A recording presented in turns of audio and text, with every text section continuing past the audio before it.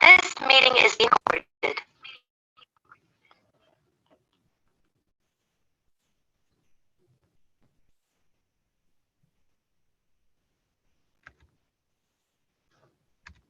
So, greetings, everyone, audience abroad. I am Daniel, and this is the Daniel Podcast Show. Today is Saturday, August 5th, 2023, and we have a really important show this afternoon to discuss Black players in the NBA and the question, simple question, but really carries a lot of weight. Do Black NBA players support Black reparations? Now that question is a deep question in the timing we living in. All the opposition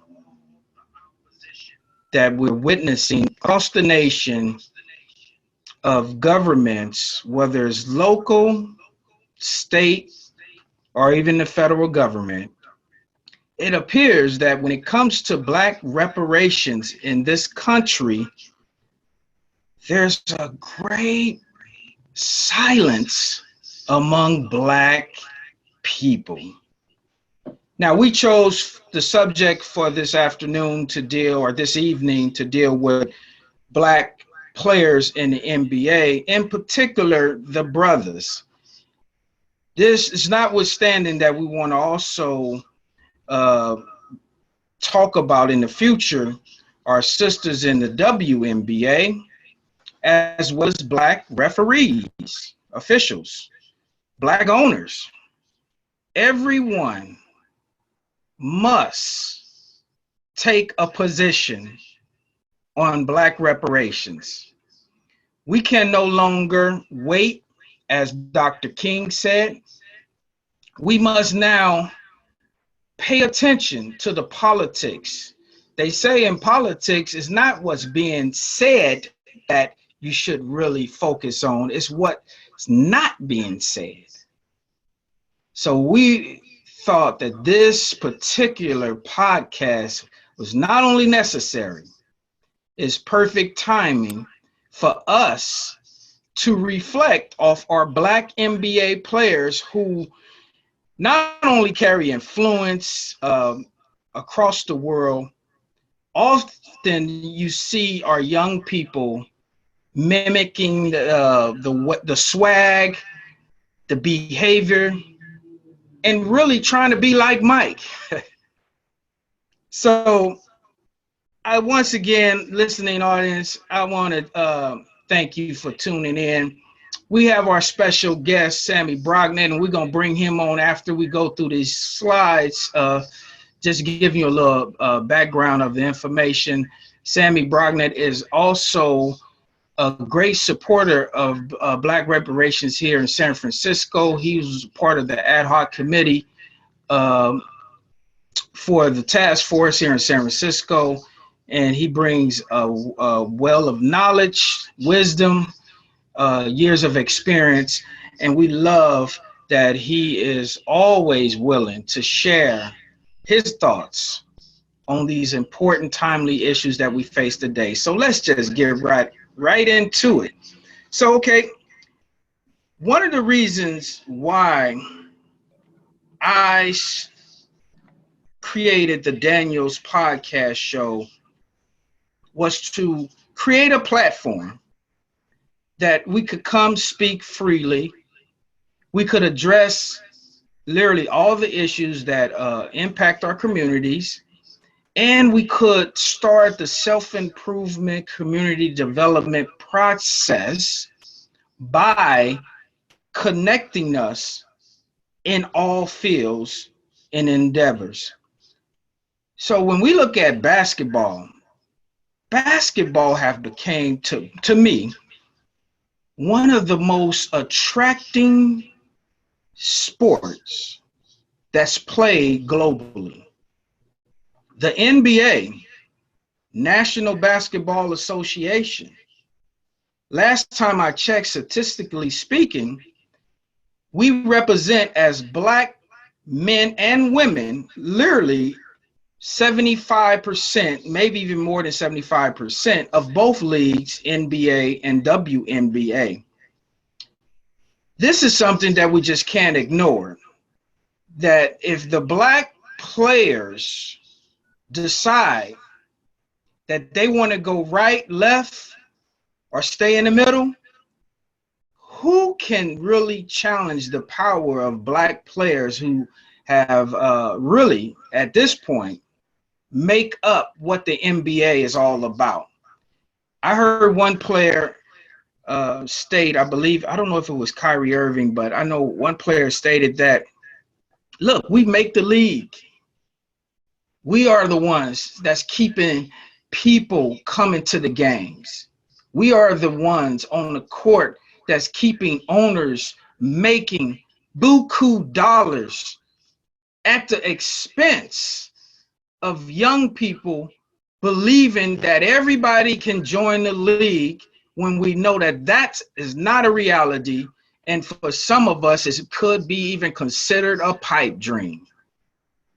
So what can they, as black players, do going forward to make the league more beneficial for us, not by just winning the NBA finals? That's great.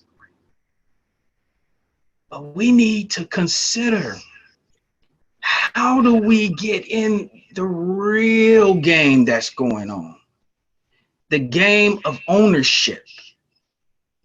If I was to tell you about how much money is being made, not just by the owners itself, but by affiliations, by, when a city hosts the finals, we know that that supports the city, the communities adjacent to the arenas and stadiums.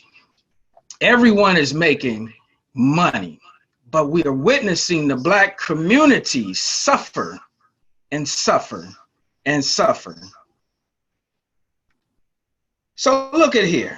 Let's deal with the history of some of the key issues, the racial issues in the NBA over the past 70 something years, or 70 odd years, literally 73 years, because the first black NBA player in the league was Earl Floyd, who played for the Washington Capitol in 1950. That's very key to what we're about to talk about this evening, because we want to show that the league wasn't always friendly to black folks. Free agent. So it was a free agent lawsuit settlement in 1976. That's interesting to me, because before the free agency started, we all know that a lot of players, were stuck in contracts or stuck on teams, and they could actually shop themselves around and made more money. And the 1970s and late 60s definitely is a different time from the 2023 times we're living in now. But it's interesting to me that we forget, we have amnesia about how far the NBA have came, and we appreciate the changes that have happened. But we also want to recognize that the NBA must be forced to change, because often you have witnessed players had to stand up against the policies of the NBA when they had to go through a lot of scrutiny and criticism from the media and public abroad. So I put down just a few of the issues that I thought was key to just reflect.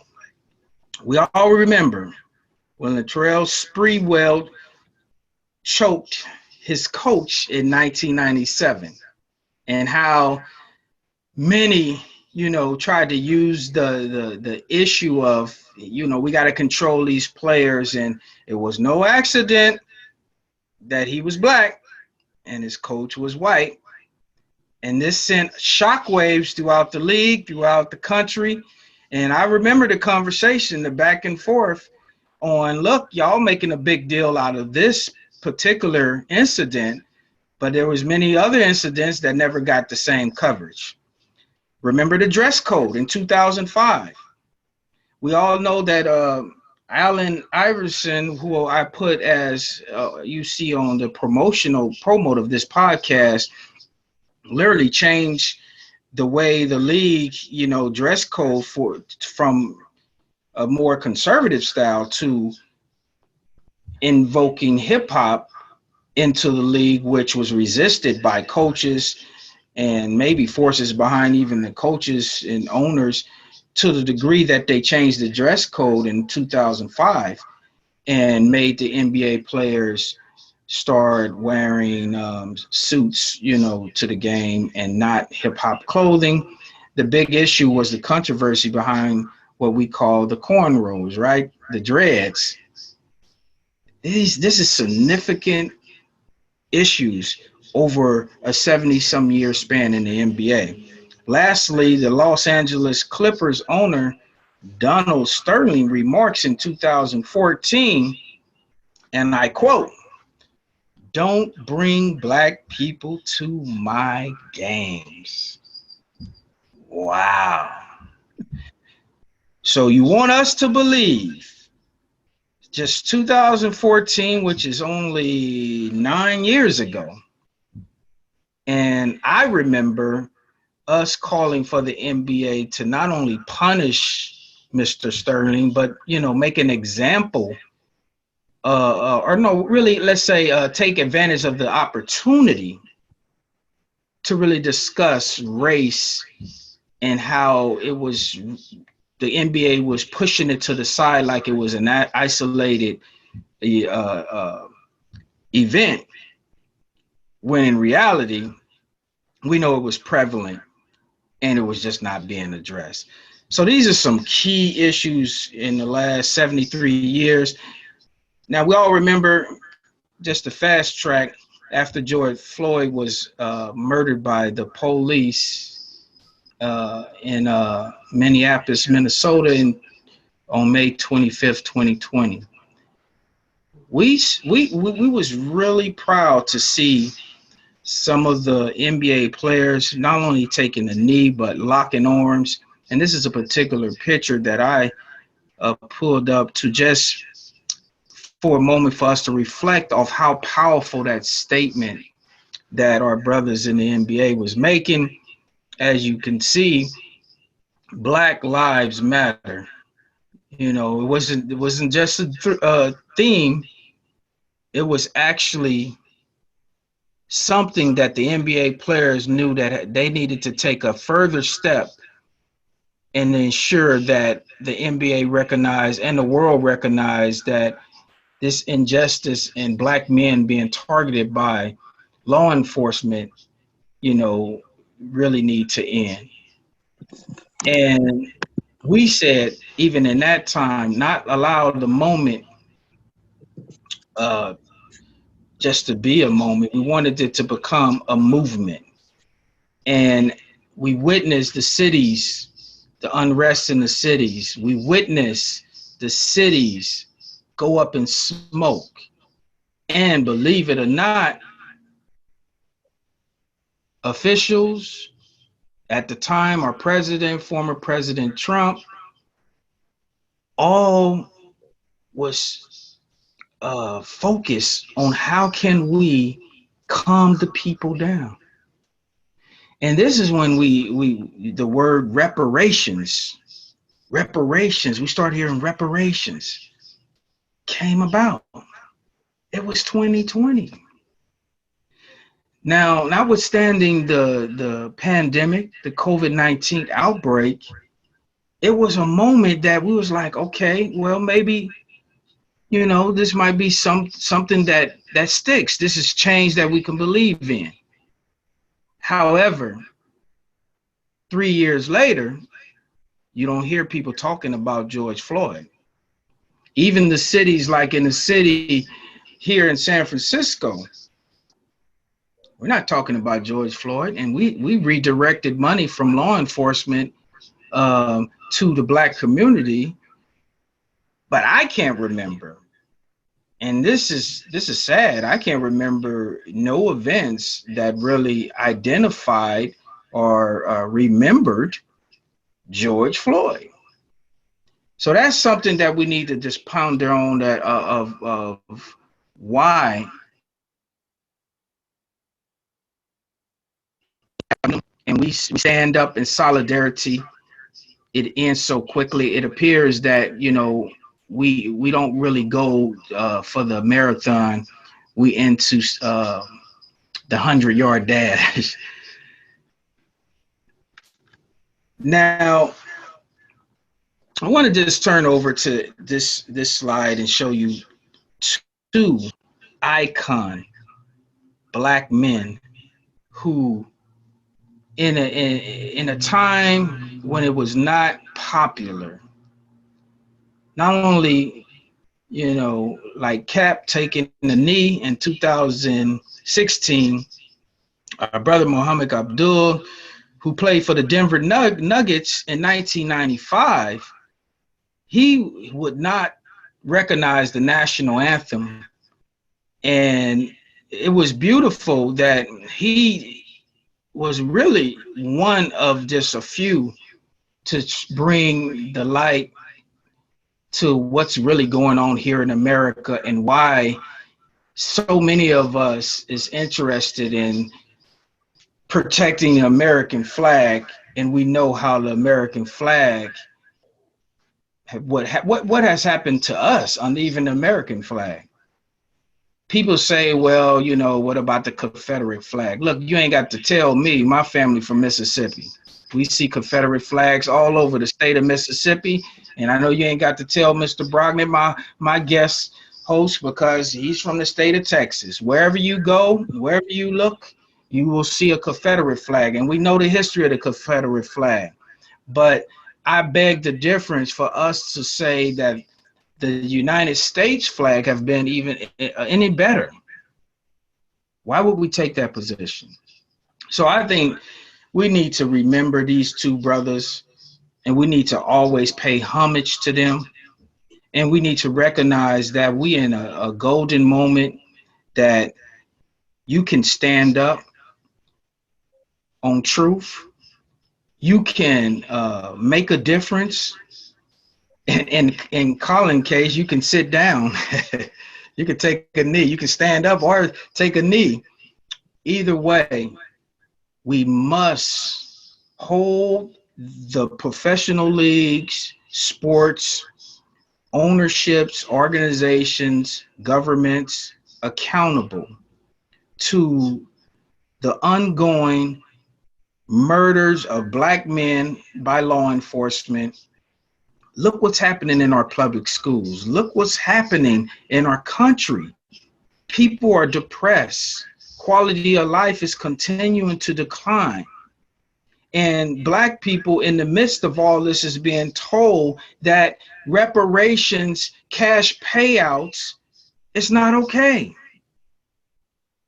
And we cannot accept that. We're living in a moment that if you are against reparations and you're black, then you're anti-black. I don't care who you are. To be against reparations means you're anti-black. And we need to be willing to call people out.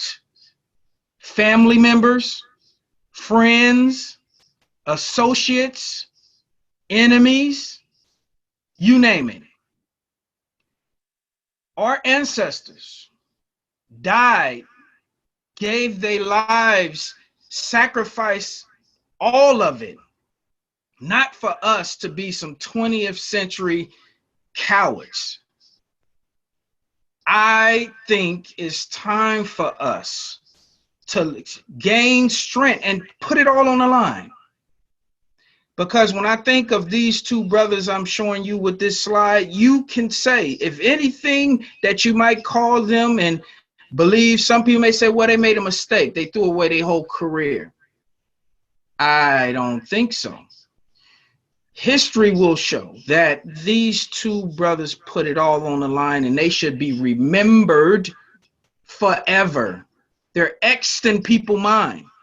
It didn't take a lot for me to research on these two, as well as the others who have sacrificed so much for us to have the opportunity to enjoy this thing we call the First Amendment right, which is to be able to speak freely and no one infringe on your right to speak. We have the freedom of speech, so let's use the freedom of speech before we lose it. You don't use it, you lose it, right? The three laws of use law. You abuse it, you lose it. You don't use it, you lose it. You misuse it, you lose it. Now, these are some of the other things that I wanted to just touch on before we get into this conversation. I just wanted to kind of share this background before we get into the NBA black players and their position on reparations, because it wouldn't be fair now. It wouldn't be fair to not recognize where we have came from and where we're trying to go. And, you know, we reward those, again, who have taken these big steps, and we have to acknowledge our past. So as you can see here, 1961, Bill Russell and the Celtics boycott a game in Kentucky. That was big. In 1965, the NFL moves their All-Star game. They had an All-Star game planned for New Orleans, and some players could not get served in that city at the time. They could not even get a taxi. And so the AFL, to their credit, moved the All-Star game. That was monumental. That was a watershed moment. 1967, of course, the legendary Muhammad Ali refused the draft, and we already know the history of that. The rest is history on the motivation that he caused either other athletes like the great Jim Brown, Kareem Abdul-Jabbar, and many others that refuse to just, you know, stand by and not speak out.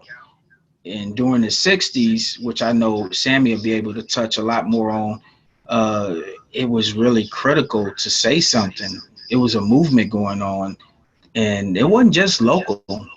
This was a movement worldwide. So I love to look at history and timelines, because as you can see, in 1968, the next year, Tommy Smith, John Carlos, which you can see over to your left, raised a fist in protest at the Summer Olympics. And that in itself was a ripple effect that we still honor them today. So these are examples of people, our people, stepping up during a time that's so critical. Then lastly, which I thought was interesting, the post, Wyoming bans 14 black players because those players had planned to protest. So they got banned for just even planning to protest. Wow. That was 1969.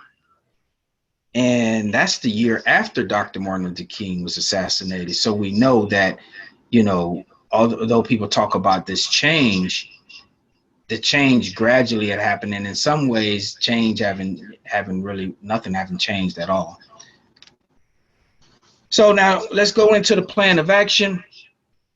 I personally sent an email to the National Basketball Social Justice Coalition, which was an organization that was established by the NBA to support racial equity causes.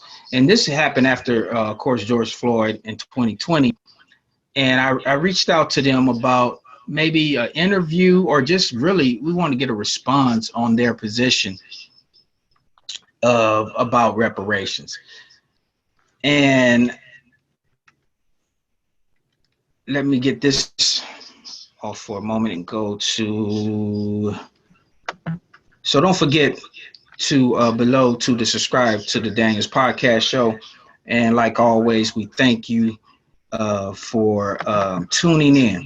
So we're gonna get into the conversation now, and I think this was some great backdrop to what is really going on and what have happened in the past, and now what we need to do in the future. Okay, so turn that off.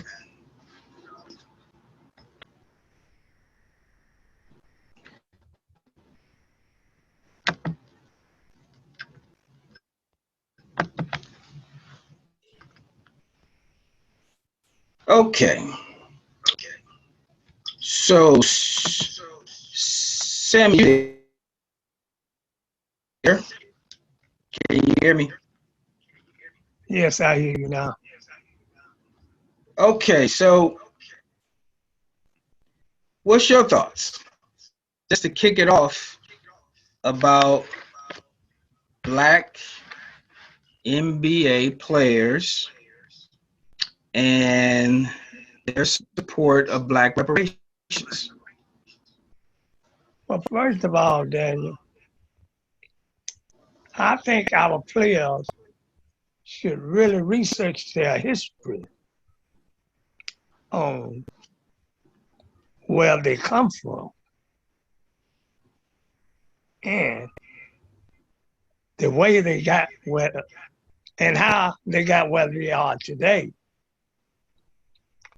Remember, we black were slaves. We were slaves. Basketball, we didn't know anything about a basketball. What are you talking about? We wasn't playing no basketball over in Africa. The slave ships wasn't thinking about no basketball. They was bringing us over here to work, to build the United States, which they call the United States. We just built a country for some people that really didn't deserve the country, first of all.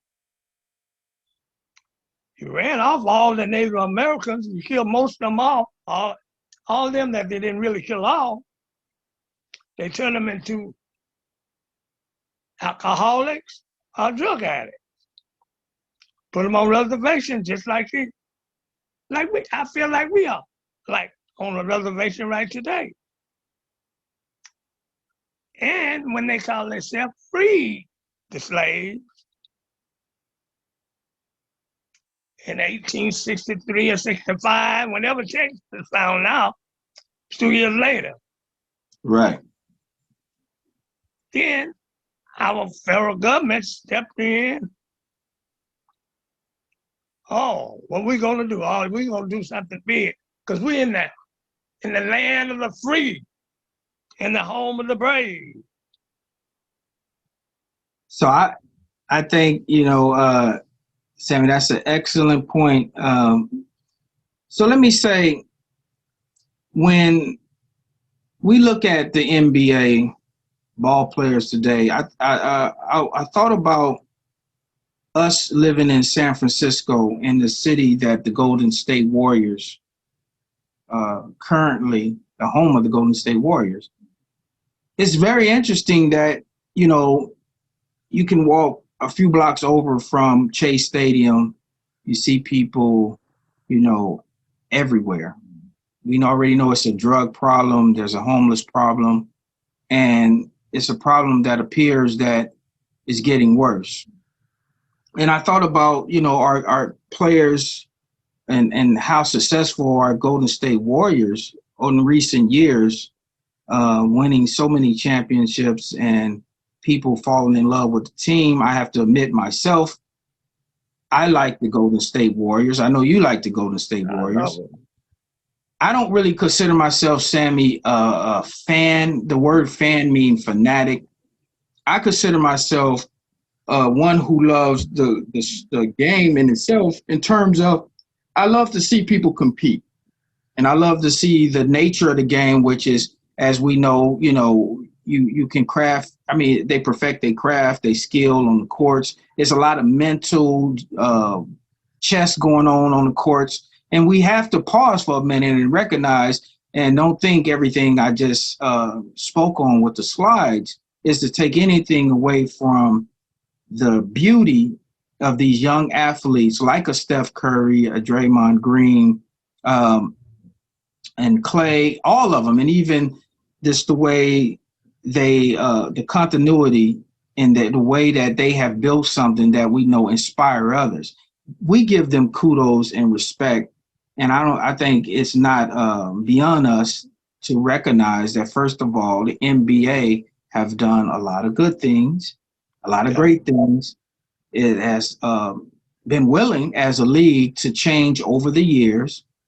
And that's something that we always have to give people credit for.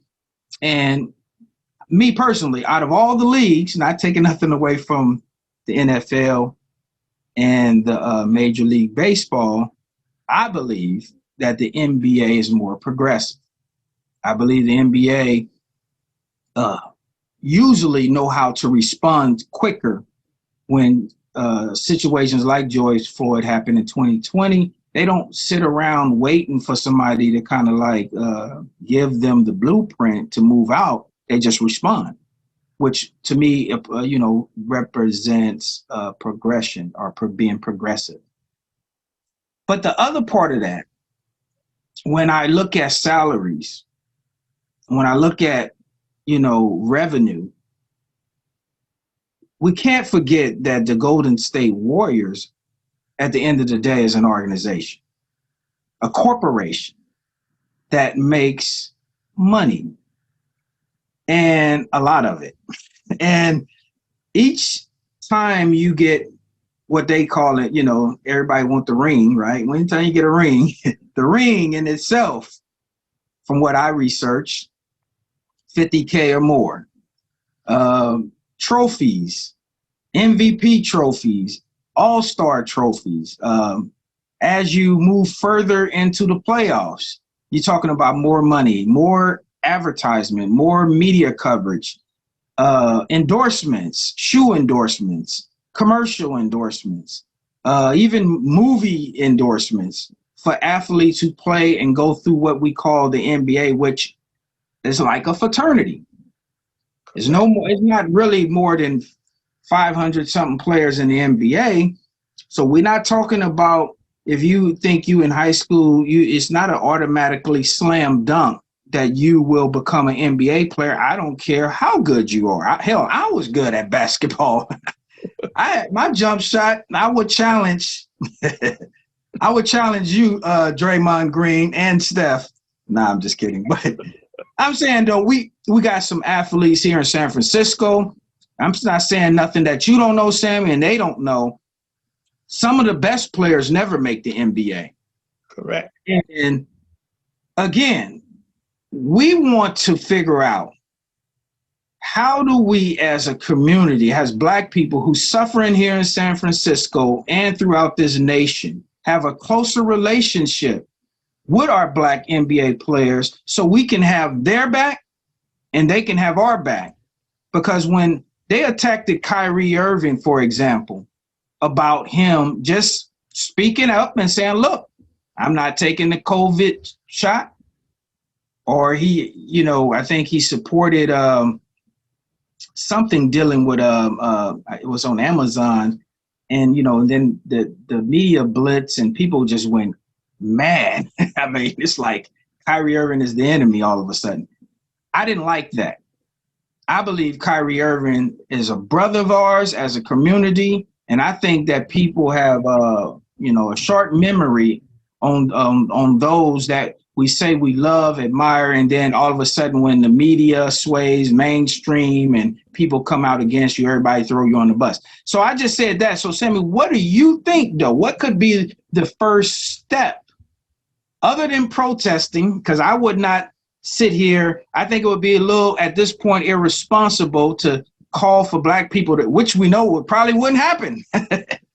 Most people would be like, go to hell. I'm going to support my NBA team. The hell with you talking about, Daniel. The hell with Sammy talking about. I'm going to support the Warriors. I love them. They don't have to do nothing to support Black reparations. But what could be our first step to really get them to see that they need to take a position?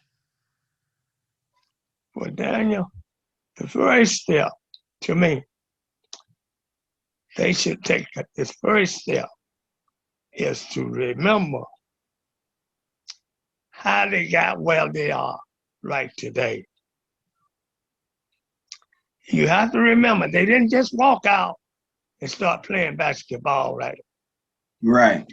Hey, somebody paid a price. Right. Those somebody are people like I myself and million more like me. Blood, sweat, tears, harm, died, kind of like Christ did on the cross, to see and to make sure that our people get a chance at life. And as of today, the door is still open. All they have to do is walk in. Because look, we love them. And we'll always love them because we, like you say, I love the sport. I love sports spirit, basketball, baseball, the NFL. That's my pastime by all time. I think those are the greatest games of all. But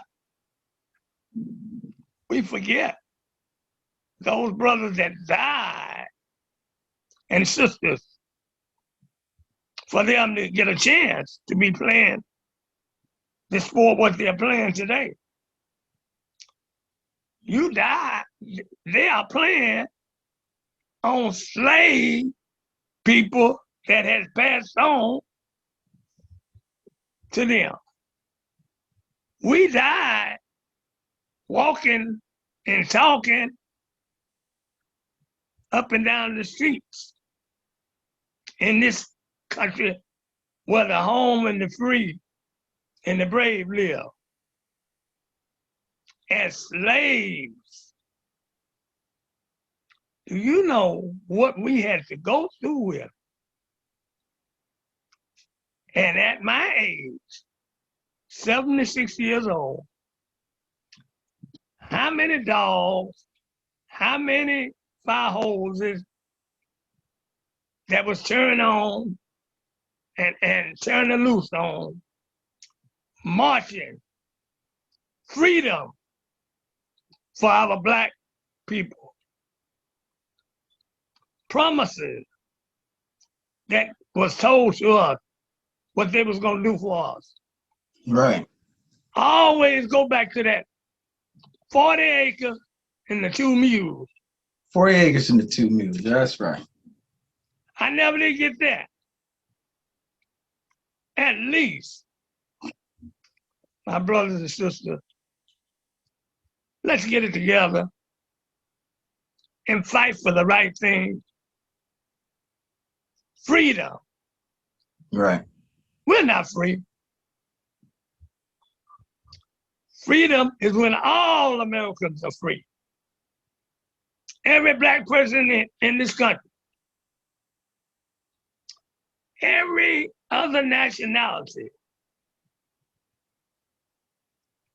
that came from other countries was paid reparation, but no, who stands for Black reparations?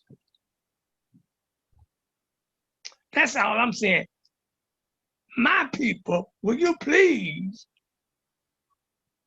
explain this to me, why you are not out at least letting us know, giving us brothers a chance, because see, all of us paid price. We're still paying prices. Right. But just join in and say, hey, look, because the power you all have right now, you all can shut back the ball down. And that leads me to my next question. And thank you for answering. Sammy, in terms of next steps, because what I was trying to show with the slides also is that we have to follow up with action. So, sending an email or official letter to the NBA is what we're planning. However, even with that, there will take a level of organizing and bringing the right people to the table to support this effort of sitting down with Black NBA players to join on with us here, definitely here in San Francisco, but really throughout the nation, because in every city, we're organizing reparations, either task force commissions, like in, I think, Detroit. And we know that the reparations issue is a hot issue, and we don't want that momentum to die out.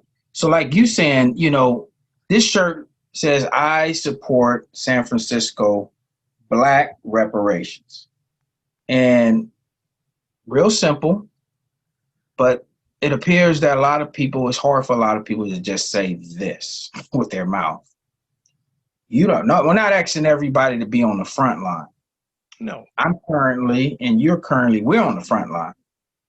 But we are asking Black NBA players, as well as Black players, sisters in the WNBA, as well as just Black athletes, use your platform. See, because a lot of people would say, well, Daniel, why are you using your podcast platform to entertain this issue? You have many people out there, Sammy, as you know, that they love to keep us in fear, as if we just talk about something, we're really breaking a law or offending someone. Now, I don't care, and I know you don't either. When it comes to offending people, hell, Jesus offended many people. Thank you. Dr. Martin Luther King offended people. Malcolm X, Marcus Garvey, no Drew Ali, the Honorable Elijah Muhammad, and Minister Farrakhan. And I mean, the list goes on and on and on. If you're going to stand up for your people, you will offend those who may feel that, and some, and I don't apologize for saying this, and some may feel that, look, what are my slaves doing speaking out without my permission? A few years ago, as you know, Sammy, it wasn't popular to say I'm Black. When Black Lives Matter came into existence, that wasn't the first time we was talking about we were Black. It was just, I mean, if Black was a word that birthed out of the pain on what was going on with us here in this country in the early 1900s, was them calling us spooks and coons and all this stuff. African American really doesn't describe us. So even Marcus Garvey, he was more conscious, but the Most Honorable Elijah Muhammad said Black was universal. And if we want to be one people and connect with all of us, we need a universal umbrella. Now, he didn't say that. I'm saying that part. But I just think we got to be very clear on the origin of Blackness and consciousness here in America. It didn't start with Black Lives Matter, not taking nothing away from Black Lives Matter. But if James Brown says, say it loud, I'm Black and proud, then that was already here. Yeah. But the question is, when did it become popular to say you're Black? I remember just 25 years ago, like 1996, 97, we was organizing town hall meetings, me and a few friends here in the Fillmoe community of San Francisco, and people always say, don't use the word Black, use African American. I personally worked on an event called the Black Achievement Award Banquet. And we was working on this event and to have this event at Hamilton Recreation Center. And we came under a lot of heat. That was just in 1994. So now it's popular to use the word black, but what I'm afraid of, Sammy, if we're not careful, we'll use that word when it's convenient and when it's politically correct and not use the word in its rightful term. This is the moment that you would think all of us would be saying, I'm black and I'm proud, say it loud. This is the right moment. And any NBA players, you can, if you didn't think you could get away with it 10, 15 years ago without offending someone, you can get away with it now. There's no reason why we can't be in lockstep. And I don't believe that our black NBA ball players, again, and athletes is not supporting black reparations. I just think at the end of the day, you know, no one is really bringing it to them out of love and saying, we need you. We in a deadlock almost in terms of who we look for here in San Francisco to support us with reparations. We talk about a coalition and building allies, but even that, sometimes we say, well, damn, how do you build a coalition outside of our race when we're not even coming together? You can barely get us to support black reparations. So how do we ask the Asian community to support? How do we ask the Filipino community? It makes no sense at all. If anybody that we need to hold accountable first is each other. So we would be out of sync, out of touch. And as you know, Sammy, this is all being recorded. This is going to go down in history that in this time, who spoke up, who spoke out, and who was silent. I was able, Sammy, to listen to the San Antonio Spurs, George Popovich. Yes. And it was very interesting to hear him talk about reparations. See if I got it here. And I was just amazed on how strong he sounded and supportive of not just reparations, but in truth, I mean, he's just speaking up about, you know, what we need to, what the NBA and what society need to now do about race and equity and discrimination. I thought it was very interesting. I'm gonna pull up this, but it's really that time. It's time for us to call people to the table and have them say something about black reparations. And another thing too, I was thinking about, Sammy, about not just sending this next letter to the NBA itself, the coalition, the social coalition, but also to the Players Association. And go ahead. I think one of the brothers, McCollum, I think he plays with the New Orleans Pelicans. I think he's on CJ McCollum.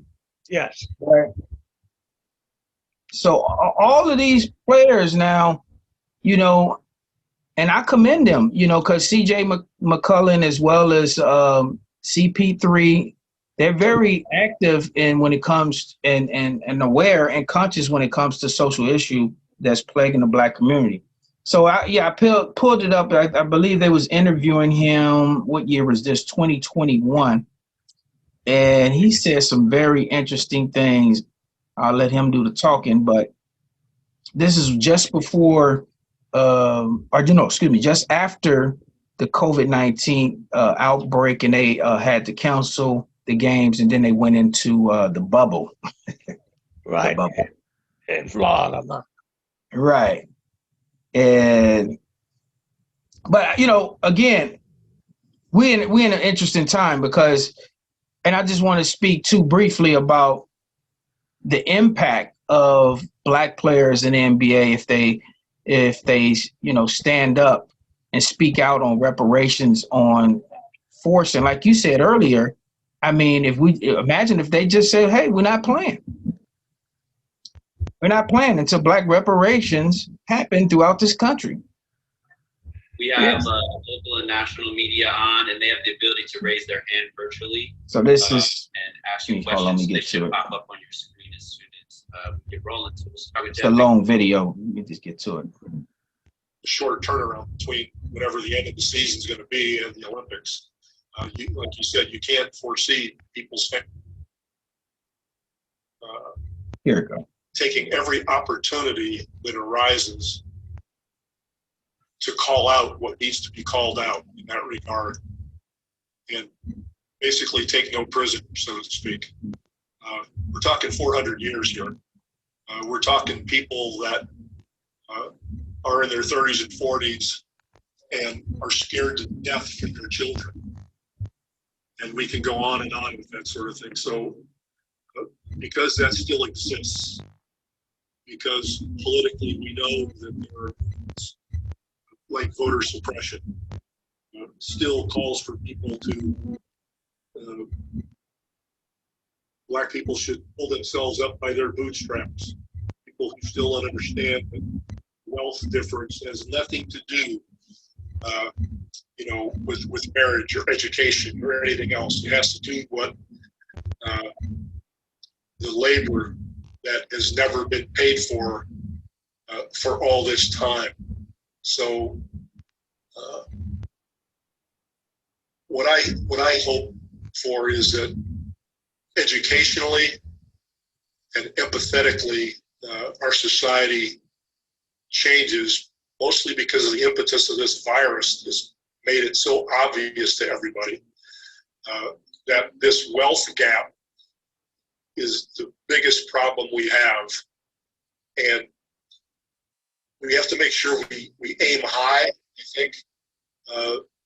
Like I'll give you an example, a lot of cities are talking about the 8 that can't wait as far as policing is concerned, and that's all great. But we need to get to the point where on multiple levels, actions are being taken. Sure, with the police, especially police unions, but more than that, we have to get to the reparations discussion. And I would just, if you guys will allow me, and young lady, I don't know how many young ladies there are, but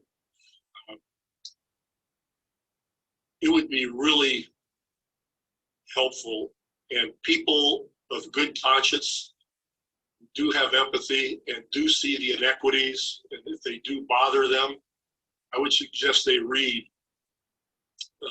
the article in the New York Times Magazine from June 28th by Nicole Hannah-Jones. It is amazing because it helps you understand from the very beginning why we're in this situation. None of us really, none of us were educated about what Reconstruction really meant. When we all learned that Lincoln freed the slaves, he's a hero, and the slaves were freed. That was it. There was nothing else. And to this day, there are millions of white Americans who still live by all these myths. They have no idea about what actually happened in Reconstruction and what happened when Reconstruction turned into redemption, what all that the Jim Crow laws meant, and all the specifics that she talks about really give you an education that we never had. And I'm sure even a lot of young Black people have never had.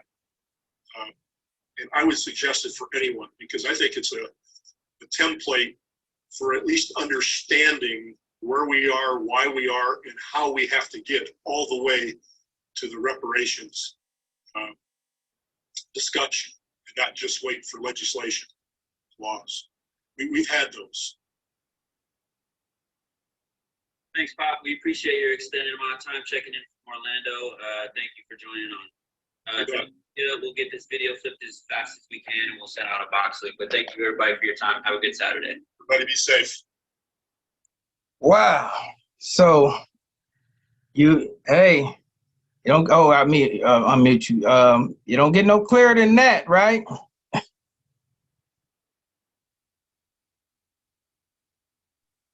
Are you still muted, Sam?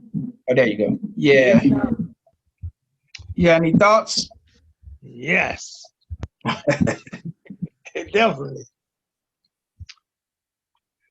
We have been misinformed for so long. When he said what he said during the Reconstruction, you remember I was talking about? Everybody forgot about the real slave. It's like running a race. Right. Right.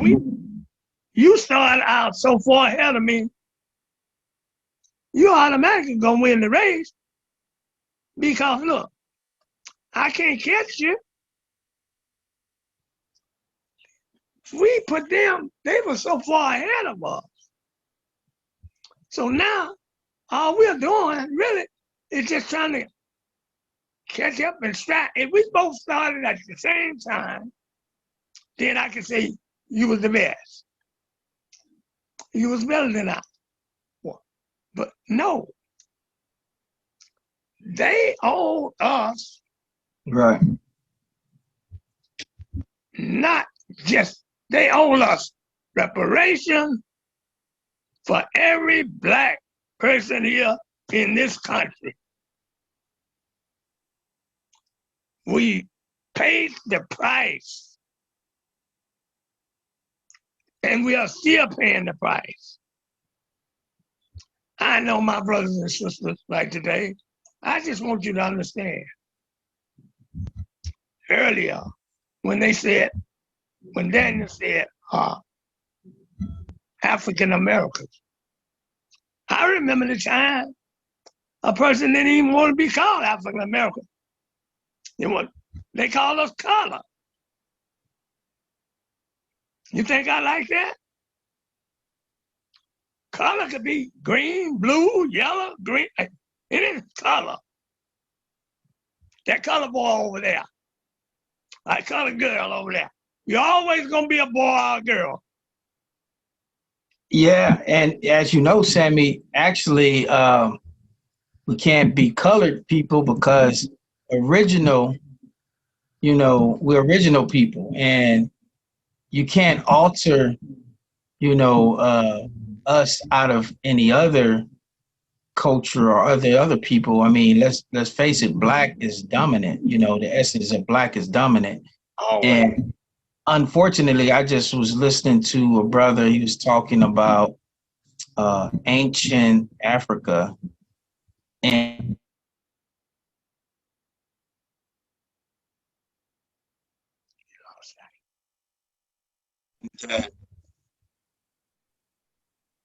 he said that it was people of color in the area of East Africa. And I was like, people of color? I was like, wow. Oh, he was talking about Hebrew. He was talking about the Hebrew culture and the Israelites and the debate, the endless debate of who is the original Hebrews, who's the original. I mean, we go back and forth just like in Islam and Christianity, all this gang banging and set tripping and religion and cultures and who got the right history. But I was just like, it was weird because I was like, okay, so he's a brother, it appears, on the outside, but the language he's using is like he's working for someone else. Why would you say people of color he came out of East Africa? I'm like, people of color? The hell are you talking about? We are the people. There wasn't no other people. If Ethiopia and if that was where life began here on this planet, then stop being afraid to tell the truth. Black people are the original people on this planet. We should not have to apologize for that. It doesn't make us better. You're only better based on your relationship and duty to God. We're not arrogant people who walk around and say we are black supremacists. However, there had to be a one before a two. And don't be upset if I'm saying that my people, our people, is number one. We've been living this long thinking everybody else is number one. Why can't we be number one? Damn. But it seems drive people nuts when we start talking about Black history. We're going to have a podcast on that too, because I know it's a back and forth, like you spoke of, Sammy, earlier today about Black history in public schools. We want to get down to the nitty gritty about Black history. First of all, Black history won't even fit in public schools because Black history is bigger than a month. It's infinite. And I think we need to start considering just opening up our own schools. That's another subject. But let's get back to this. So what I'm hearing, what Coach, is speaking of is deep, because he's just saying, look, we need to have the conversation. We shouldn't be afraid of the conversation. And if he can speak out, then damn sure look for our own to say something. Speak out. We got to have the conversation. And we're not necessarily in position as a people to go support the basketball games. You know how high these damn tickets. Thank you. You can go to one game, and I've spent I'm in the nosebleed section most of the time, but go ahead. I'm 76 years old. And, the closest I ever been down to the floor probably was way up in the bleachers. And that was when after the Warriors came back from Oakland Coliseum over there. I mean, come on. But I've been always a fan, not like what you said earlier. Right. Not a fool about anything. But I just want competition. Exactly. Because I competed, and I guess I'm competing again today for us brothers and sisters to get together. Because look like some people want us to get it, and some I don't know where our mind is really at this. What channel? Maybe we need to switch channels or something. Because they want to face reality. Well, I think, Sammy, too, the whole thing is that we gotta get to a point where we realize as a people, our mind and our behavior towards this is critical that Black reparations get the time that's due. If we don't hold ourselves accountable, and no disrespect again to Black players just in the NBA, we're not just beating up on Black players in the NBA, but everyone needs to be asked the question about Black reparations. We're approaching, as here in San Francisco, a critical hearing on September the 19th. And the one thing that I'm noticing about this hearing that's coming up is a lot of people just don't know about it. And unfortunately, if we don't get the right numbers there, we're not sure what the supervisors or even the mayor's position. And we want to be very clear. People can't come, show up, and participate if they don't know about it. And this is why we're calling on like the Golden State Warriors here in San Francisco, which is a city that I come from, you from Texas. I mean, we got our families coming out of the South, but San Francisco is our home at this point.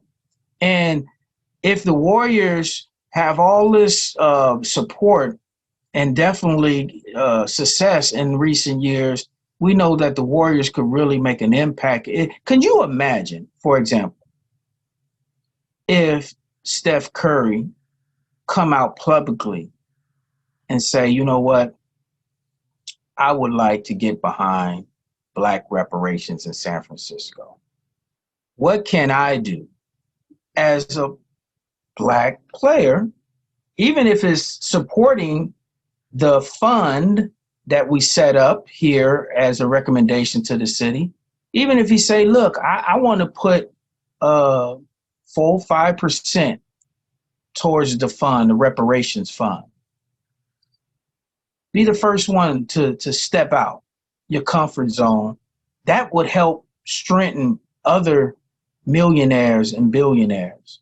We have many millionaires in San Francisco. We have, I think, over 19 billionaires in San Francisco. So we shouldn't be going back and forth about $5 million. If $5 million is too much for a Black person here in San Francisco have enough money to pay us $10 million with the support, of course, of the private sector.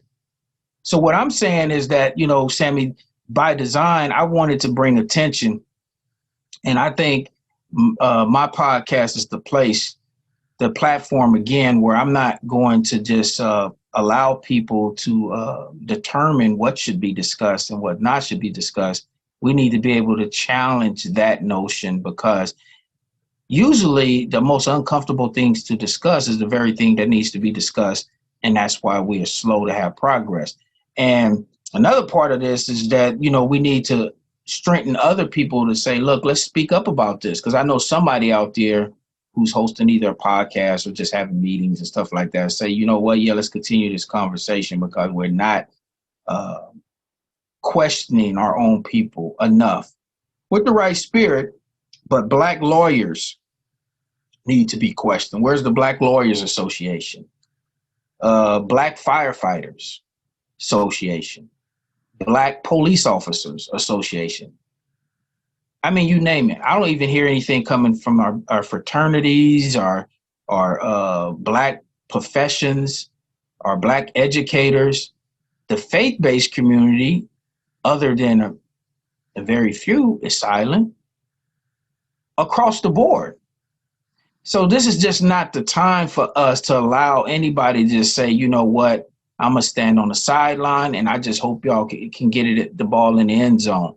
Either you going to support, hell, just scream out or something, call timeout if we're not doing well and we can't get it past the 50-yard line, but we need support.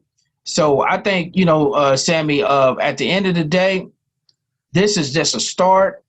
And what really needs to happen now is to continue this dialogue and bring more people to this circle.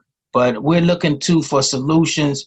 And again, I got the letter that I'm working on, which your thoughts on this part of it. Should it be an open letter? Should we put that letter in the newspapers, the local newspaper, and make it an open letter? Not to just expose no one or beat up on anyone, but just really so the people will know that we also are reaching out to our brothers in the NBA. I think you muted, Sammy. You got to unmute yourself. Yes, it should be in the newspaper, should be on TV. Just be Right. honest. Because look, and put everything else on TV. Hey, look, dang it, we have suffered for so much wrongdoing they have done to us. And they are still doing it. And then discrimination is very, very, I don't care what anyone say. I'm 76 years old. You can see it, feel it. You almost can touch discrimination these days now. It's more prevalent today than it was 20 years ago. I mean, look, we have to put ourselves on the line. We have to stand up for ourselves. I know. But we didn't put ourselves in this situation like they all find. Saying, well, you had that opportunity, you had that. Yes, a lot of us did. But they've been free all their lives. What are their excuses? Why not accept that and do the right thing for African Americans here in this city of San Francisco? Every other nationality have made it here except riding on the backs of the black brothers, slaves. Everybody but us. Right. So I myself believe, I have to believe, it have to be a better day. It have to be a time that we have to put up or shut up. If people don't start putting up, Daniel, we can't fail. This is our last time around. I know it's my last time. And I'm not doing it for me. Right. My people. I want my people to enjoy. I want my people to have some entertainment like the other people. Right. See, that means more to the young people than it does to me now, I guess. But hey, look, just because I'm 76, you think I couldn't use a little reparation from all the slavery that they have done to me, all the work I've done free? I need mine now, not tomorrow, because tomorrow is not promised to me. And see that, I might croak anytime. and that's so important though, what you're saying, Sammy, because certainly when I was doing the research and I look at the first black player in the NBA and the historical journey that we've been on, it is really amazing, because I think sometimes we forget that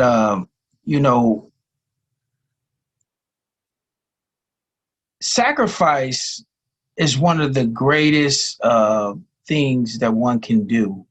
I think what the Bible says something about no greater love than one who would lay down his life for his brethren. So when I look at like even my podcast, we all got to sacrifice. If I have a small platform and God have given me the ability to establish this social media platform where we can speak freely, then I want to use this tool to get people information to help self-improvement, community development, consciousness, awareness, all them things that would help ignite some type of spirit in people to do better. And I know that we all could be doing many things with our time, especially on a Saturday. However, it's important to sacrifice. So what we really is asking our brothers and sisters in the NBA and athletes is that, look, or what are you willing to sacrifice? Even if the government, the federal government, refused to give Black reparations, and we know the fight for years for HR 40 has been in the working. Even on a state level, we have our task force that finished 1,000-page recommendations that now is going before the state lawmakers as well as the governor. If they refuse to give us reparations, as well as San Francisco here locally, that shouldn't stop other Black people who's in position to say, what can we do to help balance the playing field? Because the money that you're making and you're doing well now, but the other part of the NBA that we don't talk about, as you know, Sammy, is the players who retire and end up homeless, who ends up on drugs, who's now working fast food restaurants, and they played in the NBA. So this is a new thing where you got players. I think Michael Jordan is the best example, him and Irvin Magic Johnson, of NBA Black players who took it to another level when it comes to business. Because you have many successful players that have opened business, including Shaquille O'Neal, but Magic and Michael Jordan stands out to me. I mean, they took it to another level in terms of owning. But that's only two. That's only three. We have a host of players that really is starving, and it's been difficult since they some didn't retire, some was never picked up, and some was traded, and situations happen, I guess life circumstances, and now you see them falling by the wayside. So what I'm saying is we all got to sacrifice, and I think if the NBA black players would stand in solidarity on black reparations and challenge the forces, because it's really just forces of those who don't want to see us receive what we're rightfully due, which is not just our 40 acres and our mule, but compensation, land. We should have to pay for education.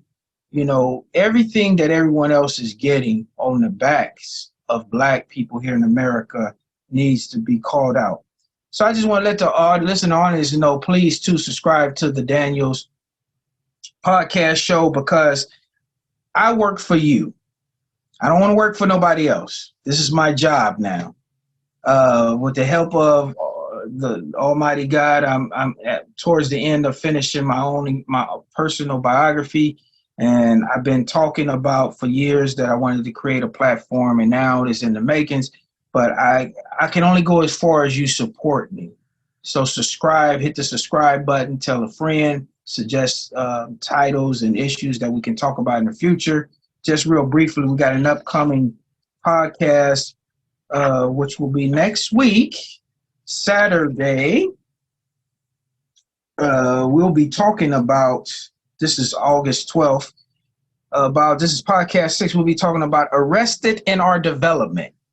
That's the next show. And we want to get into everything about how we got to this point in the first place. Why so many people are undeveloped. Why so many people is literally at a standstill when it comes to developing mentally, emotionally, spiritually, and definitely even sometimes physically. So we're going to get into Arrested in Our Development and how the pipeline of prison and education and all that plays hand in hand. That will be next week. And then we have another podcast coming up the following week. We'll be dealing with healing in a world full of pain. I mentioned that before in a short video.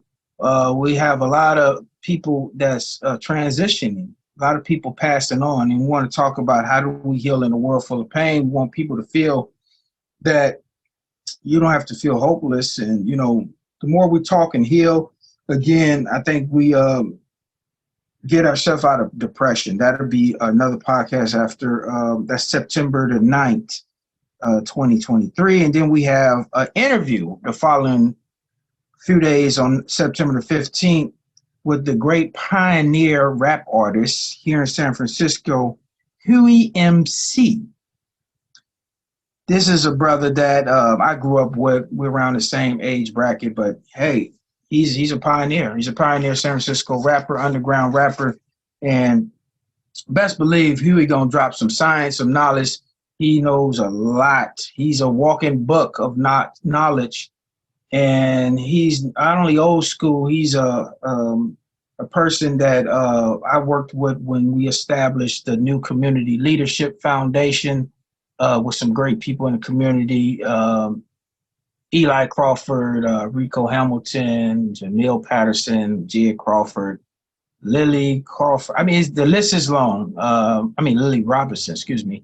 But yeah, so Huey MC is one of the members and founders of the NCLF, and we will have an interview with him. So we're going to be busy here at the Daniels Podcast Show. And your honorable co-host now, I am making it official that Sammy Brognet, who's our senior advisor, will be the co-host. Because one thing about you, Sammy, and I appreciate it as not just as your brother, but you are willing. It's not easy. It's not easy to tune in and sacrifice your time, but you are willing to share your experiences and kind of help balance, because I can only see things as far as I've been here on this planet. But when I feel comfort when you are present, because I know if anybody want to start talking crazy about what happened years ago, I got Sammy here, and he can put them back in line and, you know, tell them, nah, let me give you the real truth. Let me give you that real truth that a lot of times is hidden. And we say, old man for counsel, young man for war. So it's only right that we have, you know, those two components as we move forward. So I just wanted to share that as we get ready to close. I wanted to say, Sammy, some last thoughts on Black NBA players supporting reparations. So one of the things too with the plan of action, again, is sending an open letter to the NBA, the Players Associations, the Social Justice Coalition, but also if Black NBA players stay silent, there's got to be a response to that.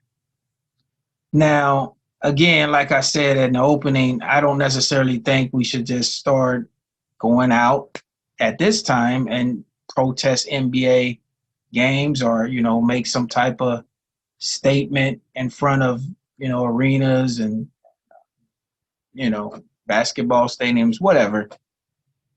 But when people, you know, it's the old saying like Tupac said, if I knock on the door, and I'm just saying this verbatim, not verbatim, but I'm paraphrasing, and, you know, and you won't open up the door, the knock is going to get louder.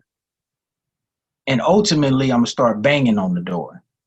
And if you don't hear the banging, then eventually I'm going to have to start kicking on the door. And if you don't hear the kicking on the door, damn it, I'm going to have to just bust the door wide open because you're deaf. You're not hearing the people cry. So I would want to always give people the benefit of the doubt, Sammy, including NBA Black players and just Black people, period. Maybe they're not educated to Black reparations. Maybe they need to see the recommendations that the San Francisco reparations task force have prepared, which is over 200 recommendations. But we got to give people the benefit of the doubt, but we have to also remember that, you know, the NBA wouldn't have never changed if those players that I mentioned earlier, like Earl Floyd, who we know caught hell, by the way, like a Jackie Robinson of the NBA, right? He's like a Willie Mays of the NBA. Anybody who's trying to break barriers and be the first one through the door is going to catch hell. So I'm looking for my day because I'm always catching hell because I'm trying to be the first one to break through the door. But at the same time, I realized that they sacrificed something to be the first one out the gate. And we just want to just appeal to the Black NBA players. Look, let's stand up. Let's be in solidarity. It's time to make a statement. We got your back, but we want you to have our back. Again, we admire you. We love, you know, your skills, your talent, and what you bring, and definitely how you uplift and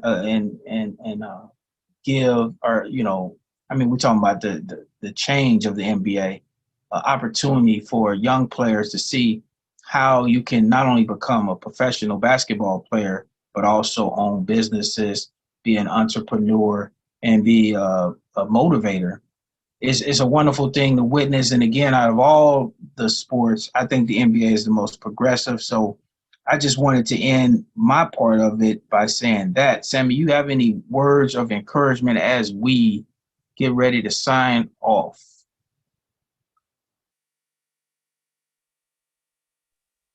I just want to encourage my brothers and sisters. Let's do the right thing. And the right thing is put yourself out for a few minutes. You know, it's not going to hurt. I've been hurting a long time, 76 years. And I'm still standing. Still standing. And I'm not that strong, but I'm still standing. And by the way, NFL, you all finna get started this month. So, same word goes out to you all too, as it does to the NBA. Give it a shot. Try it. You might like it. Better to give than to receive. Well, I want to thank you again, Sammy, and I want to give a shout out to Phil Smith, the great Phil Smith. I used to watch Phil Smith play here in San Francisco at Hamilton Recreation Center, Booker T, Kezar, and a lot of times we don't, I think, bring up his name enough. He was very, very instrumental in us as young people loving the game and watching him and how he moved back in the late 70s, for me, late 70s, early 80s, when we used to have even Summer Pro at Hamilton and Gus Williams and Sonny Parker. So I just want to, just in their memories, just, speak on them, and shouts out to them and their family. So again, this is just, I guess you can say, a love appeal. A love appeal. Let's come together. Let's stand in solidarity, brothers in the NBA, and we look forward to having part 2 to this conversation, which will be a little bit more deeper, because I'm gonna pull up some more information in regards to where we go from here. And again, what we're gonna really zero in on in terms of future. We're establishing a San Francisco African American Reparations Commission. This will work in tandem with the task force that was established by our supervisor here in San Francisco, Shaman Walton, and it's not in conflict at all with our current task force committee. But we will be establishing a commission to carry on business about Black reparations even beyond September 19th and whatever happens at the supervisors and mayor level here in San Francisco, because we got to reach out to the private sector. We got to, and a part of the private sector is the NBA, by the way, and that's why this podcast show was important, because we got to kind of like get everybody ready to see us. And, I think by establishing this independent body, you'll see more people willing to step forward, because you won't have the politics that's kind of like a cloud that's over the process when you're dealing with being under the city. Because it's a natural conflict. It's like you can't ask necessarily the city to sue themselves, but we have talked about if the city refuse, or not just refuse, that's kind of harsh, right? But if the city, moved slow on providing Black reparations, well, then what's next? And we have legal remedies, and we're not going to deny ourselves our legal rights to say, well, look, let a judge or a jury weigh in on this question of Black reparations here in San Francisco. So signing off again, listening audience, don't forget to subscribe to the Daniels Podcast Show.